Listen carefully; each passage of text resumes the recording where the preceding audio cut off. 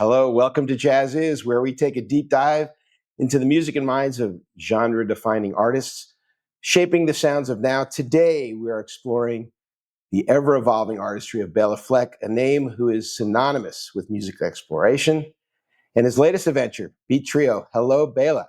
Hi, how you doing? Great to see you. Very excited to talk about your new project. It's a little bit of a change for you. Yeah, a little bit, and then on another level, it feels like the most comfortable, natural thing in the world that I've been doing for a million years. Let me turn that on. No Yeah, problem. So, it's fun. so just to get everyone up to speed, the ensemble, the Beat Yeah, Trio, three virtuoso musicians, each bringing their own voice to this project. Of course, there's you with your melodies and complexity of rhythms, and then a relatively newcomer, although we did a major piece on him recently in Jazziz, Edmar Castaneda, who's a harpist. Probably I think he's the youngest one in the group, yeah. and yeah, But, mhm. and then Antonio Sánchez, who most of our audience knows him with his time spent with Pat Metheny Yeah, and the Birdman soundtrack and and the Birdman. all this other soundtrack work he's been doing lately. Yeah, He's doing yeah. really well. And how did this trio come together? Because it's I found it fascinating in that a lot of the, whether it's piano or banjo, there's a percussive nature to it. Now you have a trio that's not your traditional jazz trio by any means. Harp, banjo, and maybe the most traditional part would be the drummer. Yeah, that's right. Yeah. Well, it's funny. I keep trying to when I tell the story, I forget that there's other pieces to it. But going back to the Flecktones, we had a tendency to attract unusual musicians, like people that were like doing unusual things on their instruments, because we were all trying to do that. And so we became kind of poster boys for wacko people playing music, but trying to be musical in a unique way, on instruments maybe that you weren't used to hearing, whether it was the drum guitar or the banjo or the way Howard Levy plays the harmonica or the way Victor plays the bass, a conventional instrument with a unique approach to it. So Edmar cropped up as a person of interest, Mm-hmm. and so um, and Victor, I think, is the first person who told me, "Oh, you got to hear this guy," And it was a guy like that would have made sense to invite out to play with the Flecktones or something as part of the bigger family that we were amassing of people that wackos, Sure. wacko, weird people who lived next to nuclear plants and then had the wrong instrument. So Ed, so Edmar showed up, and he and I finally got to meet, and he was a wonderful guy, and and I said, hey, it'd be fun to play together sometime. He said, well, just let me know anytime you're in New York. So I got in touch when I was visiting my mom, who lives on the Upper West Side, Mm-hmm. um, in the '70s, and he came over with his harp, and we sat in the park and jammed for an hour, and I Wow. was. This guy's really interesting. One thing we really met on was the rhythm, because Mm-hmm. I like crisp rhythm, and that's the thing coming out of bluegrass. But I think that also made me very comfortable playing with people like Chick Corea, who has that tight rhythmic point of view, that almost a Latin point of view. Um, and so then I got an opportunity to play at Big Ears, and they would say, "Hey, what do you want to do this year?" I said, "Hey, what about Edmar? Let's go see if we can get Edmar to come." And he came, and we had a highly improvised set. And I discovered that not only was he the great musician that I knew he was also a great performer. Like people just lit up. 'Cause the harp is very visual, Yeah. and he's his hands are going. He's doing all kinds of amazing stuff, and it takes a physicality that is really fun to watch. So I was like, oh, he's a showstopper too. Not Mm-hmm. only is he an unbelievable musician. So anyway, file that away for the future. Maybe someday we'll do something again. And then another thing happened, which was Abigail, my wife Abigail, is a banjo player, and I were Mm-hmm. lucky enough to have a gig opening up for Dave Matthews in Mexico at this show that he Wow. does there every year. But the problem was Abby was pregnant, and Zika was like a happening thing right then, and was like, okay, you can go to play with Dave Matthews, and uh, but you'll risk, you know, all the Yeah. horrors of Yeah. of Sure. a pregnant person having Zika and what can happen to the child. So she's like, I'm not going. So Dave said, well, you can do something else if you want. You can be you with whoever you want to bring. And so, and I thought about Antonio because I first met him. Now, then I remember, oh, well, I first met Antonio in India with Zakir Hussain, and Zakir had brought him over there to do this concert for his father, who Alaraka, the great tabla player. god who played with Ravi Shankar and died. Sure. There's a whole story there, but I don't need to go into that here. But at any rate, up walks Antonio. I said, "Oh wow, I'm a big fan." He said, "Oh, I'm a big fan," and I said, "Yeah, Zakir brought me to play," and we were all at this outdoor event, and we got to know each other in a very very friendly, natural way, and ended up playing on a couple of tunes together. And I went, "Wow, that guy makes you play good. Like when he's playing with you, you can do whatever you're thinking of." I Hmm. don't know how to explain it, but some musicians enable other musicians, and it's a consummate accompanist point of view. Tumani Diabate was the same with the kora. When he played, I couldn't do anything wrong. Tony Rice was that way on guitar in the bluegrass world. So, and Zakir was certainly that. He was the ultimate enabler, and that's why people love to play with him, not just to hear his stunning solos, but and Victor Wooten and Future Man are that way Hmm. too. Hmm. They bring out your best. So, at any rate, I filed that away, and now that this Dave Matthews thing came up, I thought, well, maybe I'll see if Antonio could do it. And he said, well, yeah, I can, but I'd have to get there that day, and we won't be able to rehearse. I'd fly in from somewhere, I'd get there in time for sound check, and we'd play. Yeah. And so I said, well, how about I come up to Queens and we jam a little bit for a day before that, sometime, a Hmm. month or two before. So that happened. I went up and jammed with him and a great bass player friend of his, and we made that the band, and we did this gig, and it went great. And so again, file that away. A neat thing that happened, a really fun guy to play with. And so then Antonio got in touch with me. He was doing an album of duos with different people. I think, like John Schofield, he had me, he had Sure. a variety of different people. And he said, I'd really like to go out and do some duo work. I think it'd be really neat to go out and play duo with banjo and drums. And I know there's nothing else out there like that. And I got a little bit scared. I was like, I don't know. I don't know if I'm prepared to do a whole night with no other melodic instruments. I'm a little scared. I'd really have to think about that. So I said, well, okay, we'll think about it. I was like, yeah, maybe. And then so I went up to do this session for him, and I said, I was thinking about it. What do you think about adding Edmar? Do you know Edmar Castaneda? Do you think that might be a neat trio? And he said, I do know Edmar. I've never played with him. I think he's great. And so we invited him to come to our recording session. And after we recorded a duo with me and Antonio, um, Edmar came and we cut a track together just to sort of see what it sounded like. Hmm. And of course, it sounds like a whole band. It sounds like Sure. a big, full ensemble because we're all busy players, but we're also all very precise players. There's a lot of rhythmic tightness and forward lean. So it helps when all the 16ths line up really naturally. Uh, Hmm. it's particular kind of music. I know in jazz that's really not the thing.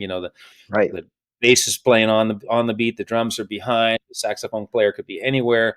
There's all kinds of different points of view. But like in bluegrass, it's also very rhythmic and very tight and forward focused. So for me, it was the most natural thing in the world, and I had never really gotten to do like a full on Latin kind of project. So it seemed like I could learn a lot from these guys, and that's another parameter for me that's very important when I'm looking for people to play with or open to playing with new people. Is can I learn things from these people? Those are the folks I want to play with. Well, that's great. So you mentioned the Latin side. Well, Yeah. obviously Antonio and Edmar are from Latin origin, and you can hear it, and yet it's interesting. I wouldn't categorize it as a Latin record, but there's no doubt there's voices there that are clearly of Latin music. And I think that's the interesting fusion of this project in particular, in that it's always there, but never, it's kind of like what one critic said about Steely Dan. He said one thing that was great about Steely Dan is they played jazz, but they never played too much jazz. Mm. So I always found that, a little bit cynical, but I understand what they're saying. This has certain Latin influence, but I wouldn't categorize it as a Latin record. Well, that's right. And when I collaborate with people, I as a perennial student, there's a temptation to go, oh, you know so much, and I should just study with you, and Mhm. you should lead, but that's not what collaboration is about. You have to bring yourself to it. Collaboration means everybody is themselves. So if I can't bring something to it and be my natural self while being highly influenced by the people I'm playing with, Mhm. then it's not then it should be a student relationship, and we shouldn't necessarily be performing, or we should be performing and they should lead and I should be the but I learned that, playing with African musicians, playing with Chick, playing with Sakir, They always liked it the best when I brought something. So Mhm. my personality is there, but it's highly influenced by the guys I'm playing with. And but what's cool about it is there's a lot of things that I can do that I naturally do in other settings that work here, but they feel new. It feels it's a new setting. It's a new space to do my thing, and it brings out new things in me. And that's what I always like, you know. Yeah, and I was going to ask you that, and that is, um, there's there's a definite. I can hear some of things that you've done in the past, but I'm hearing something a little bit new this time, and I would always assume, and of course I'd be very interested, as our audience would be, to hear what you say, is that you're influenced by the players that you're with, but it seemed like it make you think, well, what if I try this? Maybe I've not done this before. And so Right. you hear something new on this record. Was there this void that you felt like after you recorded this project that you filled to say, yeah, I hadn't done that before, and that sounded really great? Yeah, there's something very natural about it.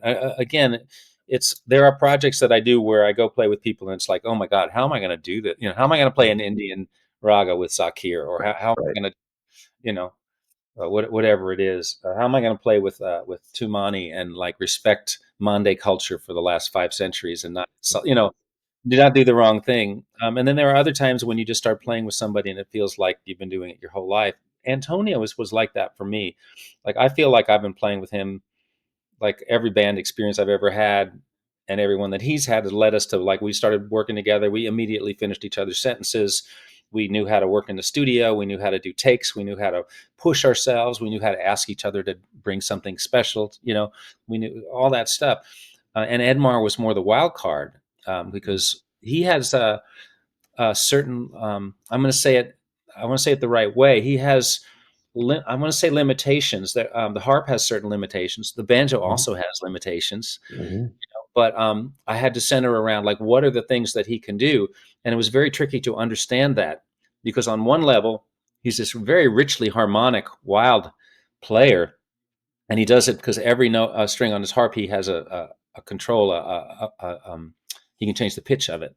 mhm, Where classical harp, you know, you would do it with a pedal, and you would do you know every string of that pitch would change when you changed the pedal. But in this one, he can have, or he can have a G in the low register and a G sharp in the high register, or vice versa. So you can make a sharp 9 chord, you know, things like that.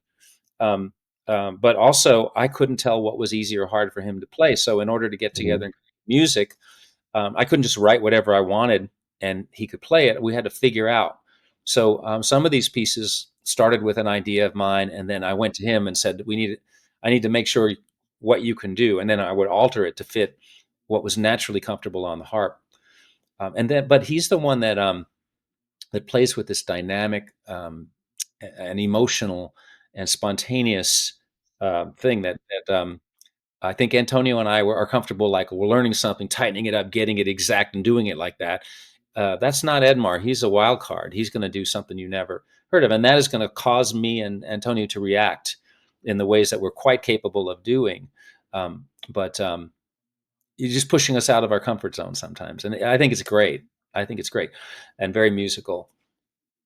Yeah, I think the what I heard when I was listening to Edmar on this project, um, he obviously I heard him taking some of the bass parts. So if you took the traditional trio, a guitarist or a pianist, a bassist, and a drummer, he seemed to take the bass parts. Well, yeah, Um, absolutely. Bass player. and also I kind of felt at times he took the piano parts. Absolutely. So and I found that really fascinating because in some ways it was very traditional and then very untraditional. Well, I mean, And need me. It's a complete sound without me in there at all. It's just it's like it's like a guitar like guitar piano playing together or something. It's like you got to be really careful to not fight each other on the voicings and duplicate and but go ahead. I'm sorry, I'm interrupting you. no, I was just going to say, and then so when I compare that to your work with Chick or with Edgar Meyer, in the duo projects that you alluded to, now you have three people. So so now there's a little more complexity. So instead of having sort of this chamber conversation, you're having almost a three-way conversation Well, yeah, with supposed to be non-traditional instruments, right. and something happens, something very magical happens Yeah. when you're all talking, not at the same time, but you're having this three-way conversation. Right. Well, How you ever did see a couple that like a couple that have been together for 40 years, like an older couple, and they talk at the same time, and they're yes, talking around each other, and yes. everyone in the conversation is like, I'm not sure who to listen to, but they're so used to each other that they just sort of Sounds talk. like my house. Yeah. So I think that's one of the fun things like Bach kind of showed us is that you can have all the voices can be equal and they can pipe up, but you want it to be pretty equal in terms of the interaction all around.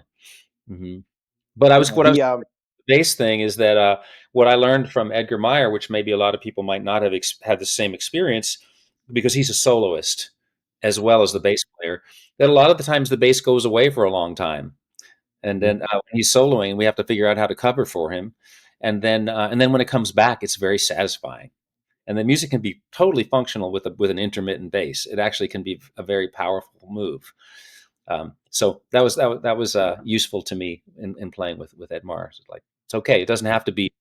Like he doesn't have to be the bass player that's doing it all the time. It can disappear for a while. The other thing I learned from Chick Corea and Marcus Roberts was Chick Corea and Marcus had very different approaches to accompaniment. They're both great, but Marcus would go, "Let's see, your range is from here to here. So when I comp for you, I'm going to get around, get on either side of you, leave a big space for you, and I'm going to create all this room for you." And it was beautiful because I had all this space. Now, when I played with Chick, the more I played in the register, the more he'd jump into that same register and jump on top of me and start kicking sand at me. It was more like, "Oh, you're over there. I'm coming too." It was totally different, like playing like a child, really. And it was yeah, fabulous. But we'd be like bees buzzing together sometimes, and we'd just be going. And it was yeah. fine. And then we go back into our accompaniment, more typical accompaniment and melody parts. But those moments were often the most exciting and the most fun. So, I mean, they're both great approaches, and with this group, both of those can happen as well. So, do you think, or can you foresee Beat Trio? Is this a one-off experiment, interesting project, great new Béla album, or is this kind of going to be incorporated into your repertoire moving forward? Or does that Well, always happen? I mean, it kind of depends what happens. Like, if everybody's happy, well, we can keep Yeah, going. So far, yeah. everybody's really happy. I mean, that's what it is for me. I mean, I've watched, and Antonio, of course, has been on in all these projects with Pat, and it's there's a health to doing a lot of different things, and everybody being self sufficient, and then when they come together, it's really special. And so Chick would do a lot of. He might do 5 or 7 projects in a year, but he'd only get together with each person for a few weeks, and so it was Mhm. always fresh. And they'd play that material. So that was the way it was with me a lot. Some years we wouldn't see each other. Then the next year we would do 2 or 3 months over the course of the year.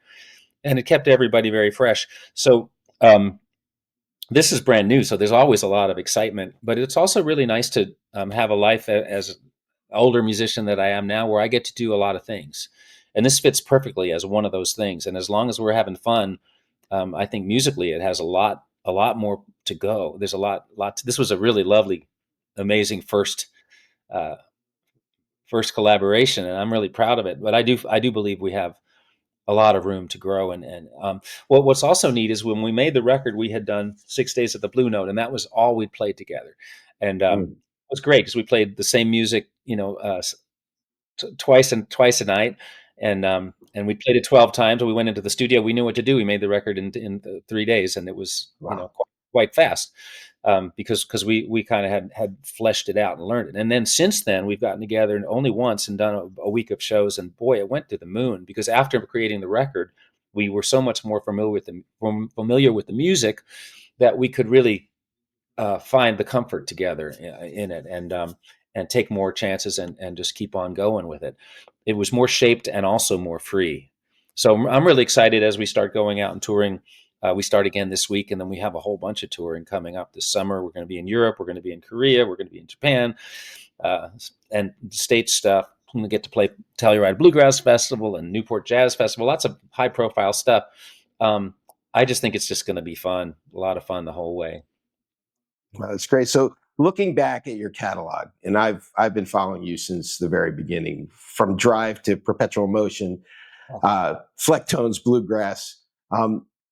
What do you hope to get, or what do you long time? You have a cult following. You have a group of people that are huge Béla Fleck, Flecktones fans. They're avid fans, and they're probably going to hear this project differently. And can you speak about how this may sort of reflect your artistry, your personal and professional life as you've evolved to doing projects like this? Yeah, I mean, I don't think about it that way. That's, I guess, for other people to assess. I just want to make sure that I'm doing something that is unique every chance I get, that puts the banjo in a new light, that pushes me musically. I just this maybe it's an attention deficit disorder thing, but I just get tired. Mhm. And when I was playing bluegrass all the time, even with the best people, there was a point where I just became fatigued, and I was like, I've got to do something else, or this life of music isn't going to be fun. It's not. I'm not going to be excited. And I want to be excited about stuff all the time. And so, on some level, I mean, my wife says I've always got to be doing something that I think is epic, and I think that's true. This project actually, I wasn't, I didn't start this. It wasn't my idea. It fell in my lap, and it's like I remember before Chick and I started playing together, I invited him to play on a record, and to my shock, he agreed to do it. And I threw him right into the middle of the Flecktones, and he went, "Whoa!" It's like sound different. I'm in a whole new situation, and he really liked it. And I thought, well, that was a neat gift to him to find a new setting that he could sound amazing at, that wasn't jazz, that wasn't the music that he normally did. And so for me, this kind of fell in my lap. It feels really natural, and it wasn't something that I dreamed up. Like, this is what I'm going to climb this mountain. It's just the most natural, comfortable group of people that are amazing to be around and learn from. So it fits my kind of mission statement, which is like the banjo is a lot more than people have come to believe it is, because they don't know what they're talking about. They think it's a white Southern instrument only. They don't understand that Sure. it's the origins of jazz are in it, the origins of blues, that it comes from Africa.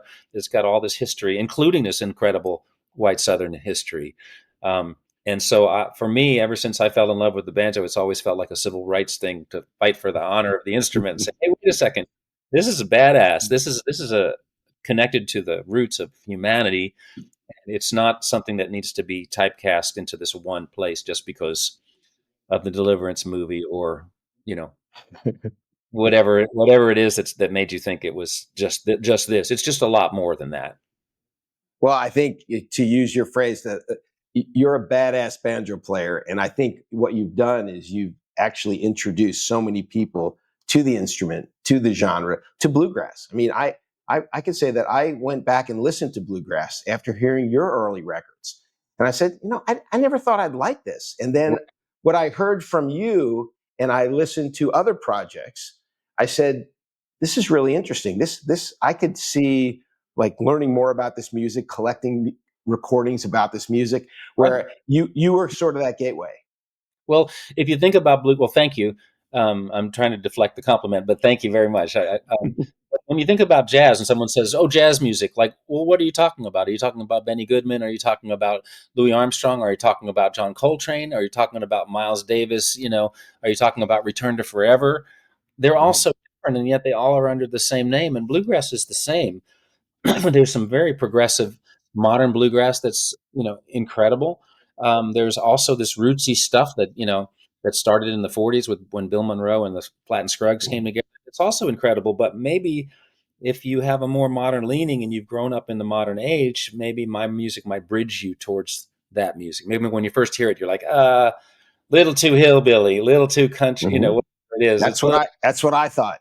yeah, yeah, but then when you hear it, that it's actually the roots to this, it becomes the root of this incredible tree that has grown very, very strong over the years. And people do bluegrass in so many different ways, um, that it can be very refined, it can be very rough, it can be very harmonic, it can be very simple. It's just got a lot of parameters now. Well, that's great. So there you have it, Beat Trio, new Béla Fleck project. Feels like a new chapter. Béla, obviously you're still evolving, still having fun, still making great music, and we appreciate that so much. Thank you, Béla, for being with us today, and for everyone for joining us today. If you enjoyed this, why don't you follow us, because we have a lot more to cover over the coming weeks and months. Great conversations right here at Jazziz. Thanks again, Béla. My pleasure. Lovely All right, chatting. good to see you again. All right, bye-bye.